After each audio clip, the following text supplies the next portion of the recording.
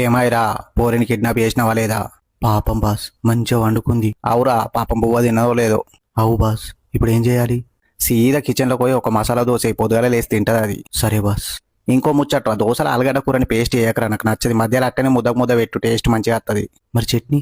నువ్వు రాకూడక నువ్వు వచ్చినాక నేను పోయి పల్లి చట్నీ వేసి పోరికి తినిపించేస్తా. నువ్వైతే వచ్చేటప్పుడు పంక చాలు చేసి దానికి దుప్పటి కప్పిరా, దోమలు కుడతాయి మళ్ళా.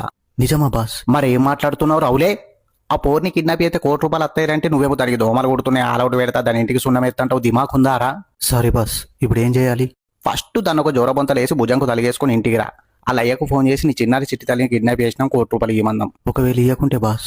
మనమే దీన్ని వేయించుకొని సాయిపల్లవి లెక్క వేసి ఉల్టా కట్నం తీసుకొని పెళ్లి చేద్దంటే ఇంటి ఖర్చు మనది, తిండి ఖర్చు అలాది. బట్టలు మనం కొంటాం, బోలిపోకి రాలిస్తా, డీజే మనం పెడతాం, మందు ఖర్చులు పెడతారు. ఇక ఫ్యూచర్లో మస్తు ఖర్చు ఉంటారు మనకు దీని మీద. దాని కాలేజ్ ఫీజుకు, బ్యాగ్ పాయింట్, మేకప్ బీకప్ లాంటి ఇంట్లో ఉన్న ఇనుప సామాన్ అంతా అమ్ముకోవాలి. నువ్వు జల్ది రాకూడక లెక్కలేసుకుందాం. Okay boss. అట్లనే వచ్చేటప్పుడు ఒక దగ్గర చికెన్, ఒక అల్లం ఎల్లిగడ్డ ప్యాకెట్, కుడకపొడి ప్యాకెట్ తీసుకుంటా. దసరాకి వేసిన అప్పాలు ఉన్నాయి, ఇక తినుకుంటా ప్లాన్ చేద్దాం దాన్ని ఎట్లా వేయించాలనో.